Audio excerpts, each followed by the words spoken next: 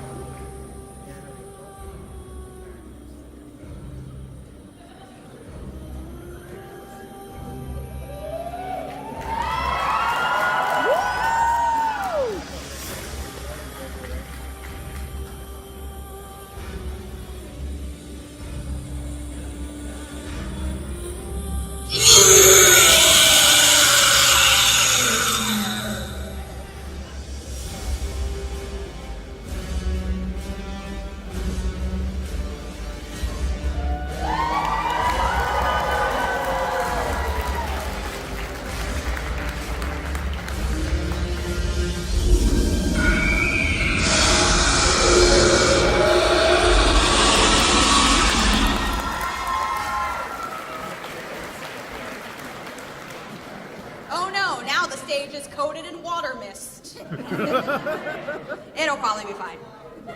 Alright, so the Red Hood one turned out really well. I wish we could have done some with the light up eyes, but his camera would not pick up the LED eyes, so that was a bust. But it still looked really, really, really cool. From going over those pictures, I already know a ton of ways to upgrade my Bloodborne cosplay. So let's go over that, but first, at least one of the issues first, before we move on to the skit. So first off, at least I did that before the skit for the cosplay contest, and it turned out really well. The one that is with me in one of the pictures is actually basically the second place winner of the whole cosplay contest. They won basically best performance, I think they won again, or like best best workmanship, and Aloy won the best in show. So what I know now for the Bloodborne Saw Blade, as you can see in the skit, I did not use it. That is because during rehearsal, it snapped right here. This is just some gaffer's tape wrapped around it. So I now know in the future I'm going to reprint this within the next couple weeks with PLA Plus, and I'm going to be using 100% infill on the dowels. I probably won't film the 3D printing process, but I will film the painting process because I am going to be doing a different paint job. I'm going to be doing a different wrapper on the handle. The only piece of this that I'm actually going to save is the handle, because the handle still works really, really fine, and it still looks good. I'm still going to use some of the paint scheme, but the most of it is actually going to be even more in tune with the game. So that's one of the projects we're going to be working on. Within the next couple weeks, we're also going to be doing some miscellaneous upgrades. We are going to be weathering and adhering the straps on these a lot better, because I noticed that they move around a lot even with how tight. So I'm thinking about either adding some washers or something to make it tighter so that it doesn't move. And I'm also going to be cutting these slightly to a point so that they can go into the buckle better. And then so, you know I'll be right back. Alright, so it was actually over here, I just didn't see it. So, for example, another thing we're going to miscellaneous upgrade is this strap right here that goes around the waist on the jacket. I have this little thing on the back because I just didn't know what I want to do. I'm going to take this off.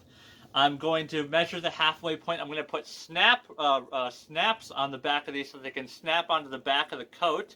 I'm going to take this and I'm going to cut off, or not cut off, but take out the sews or like the stitching, and then replace it with replace this with that one, and so it'll look really nice with the bronze snaps and or the bronze slash copper snaps and the bronze copper like slip. So this will work really well. It'll look nice, a lot better than what it does now. So that's another one of the upgrades. Another one of the upgrades is that I'm actually going to redo this entire strap. I was in a slight rush. I didn't practice enough on burnishing, so that's the edges. I'm going to do better. I'm going to actually put some designs onto the leather. So I'm going to like stitch the sides all the way going through. I'm actually going to make this piece out of real leather. The buckles I'm actually okay with, although I might stitch it instead of rapid rivet instead. So, and I just want to make this a lot better. Plus, I'm actually going to do a different way of it going around me, because going around like this, it kind of like hangs off slightly. So I have a way of making this tighter and actually making like the end that goes around towards the bottom of my waist fit flush with my side, so that it doesn't. It's basically, I'm just going to cut this and then basically have it at an angle like this so that it fits flat against me and then only curls up here. So those are the main upgrades that I'm thinking about right now. I'm actually just downloaded a file off of Etsy for leather gaiters, and we're going to make some leather gaiters for the boots, which I'm planning on switching out because I'm really not happy with the boots. I think I'm going to go off with the shorter ones that I did in the show off of my cosplay on my channel, because I'm going to use those boots and make some leather gaiters, and also off of Etsy from J-Lub's Cosplay on there. I think that's, or J-Lub's Cosplay on there, something with J-Lub's. They have a foam pattern for both the boot gaiter, or the boot armor, or like the shin armor and the wrist armor, and I'm going to use the shin armor and I'm going to make that out of foam. But if I have enough leather for all of it, I might do it out of leather. I don't know, because I got to buy some leather from Tandy Leather for the gaiters. And then also, I have two things planned and I don't know. If I have the time and the money to buy more foam, I'm going to make the Bloodborne Hunter's hat, like an actual one.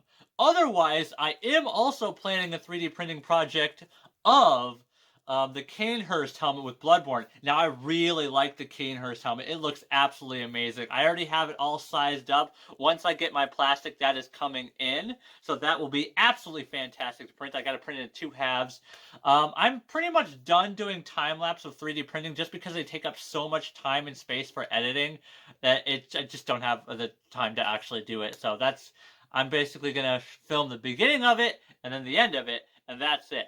Another thing I am doing, which is why I ordered 8 rolls of PLA Plus, that is literally 8,000 grams of plastic. I'm going to be, again, if I have the time, I'm going to be making a 3/4 scale hunters, like, not the hunters, but like the Bloodborne lamp from in the game, like the checkpoints and how you travel to the dream. I'm going to be making that, and it is going to be light up, and that is going to be part of my skit for, the Metacon September 1st through the 3rd. Also, I already printed one project before I went to Animinneapolis. I just didn't have time to finish it, which is the Beast Cutter from Bloodborne. So I have a lot of projects lined up, and not all of them 3D printing, but it's going to be a blast. I'm going to have to brush up on burnishing a leather. I have some scraps that I'm going to practice on, and I have I need to learn how to better stitch, so I'm going to be taking some lessons on that from YouTube. So yeah, we have a lot of plans for that, and absolutely fantastic. So one of the things about the skit, I know I'm kind of all over the place, the skit for Animinneapolis, I had to come up with that skit on the spot, because my original skit involved the saw cleaver.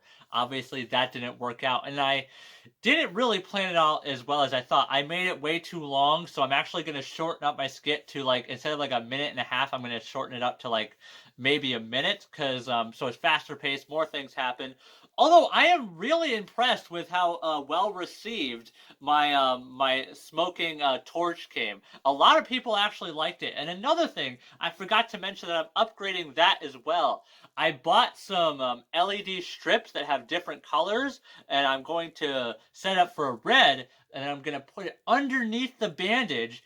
And I already figured out a way to light that up through the bottom, and so I'll probably somehow, like when I'm going like this to push the button near the top for the smoke, I'll flip the switch at the bottom so that the light turns on as well, so that it will look even more realistic. And that's one of the ways I'm actually going to light up the Bloodborne lamp as well, is that I already have like a light that has different colors, and it's wireless and it's battery. I could stick it into the lamp with some like poly fill, like the stuff that you put in like cushions, and then I'm thinking that that might light it up. So I'm not sure. I have a lot of plans. It's going to be a work in progress. I've got a very busy 2.5 months. So also, within the next week or two, I'm going to be having a video of what I did for the 3D printed Bloodborne badges. So I'll show you 3D printing them. I'm not going to show you painting them because some of the paint I don't have anymore, and I don't really want to repaint some of them, particularly the Beast Hunter rune. I think that's what I remember it's called. It was so difficult to paint that one, so I'm not going to repainting that one. And some of the colors I don't have anymore, so I have to get more, and I need that money for other things. So it's going to be a busy couple of months, a busy 2.5 months, very, very busy. So yeah, that's pretty much it for this video, guys. We have a lot of plans for Metacon. Totally upgrading my Bloodborne ones, totally adding more stuff.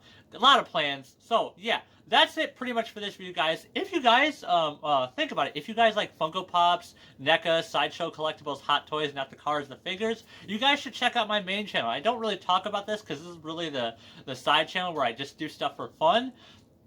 But my main channel just hit 601 subscribers. It's where I unbox and review Funko Pops, NECA, Sideshow Collectibles, Hot Toys, not the cars, figures, and all of that stuff. And it's really fun. I really enjoy it. It's one of the things I'm chasing right now, is making that my go-to channel. I'm just trying to build a channel off of it. So yeah, we have 601 subscribers. You can also check me out on Twitter for that channel. I don't have a Twitter set up for this channel. Maybe I'll make that channel, the channel Twitter, also for that. So yeah, busy couple months. I hope you guys liked this video. I know it was just mostly me talking and not really doing anything, but I hope you get the gist of what we were going to be doing over the next couple months. And yeah, that's it for this video, guys. As always, my fellow collectors, or actually, that's my other channel. Sorry.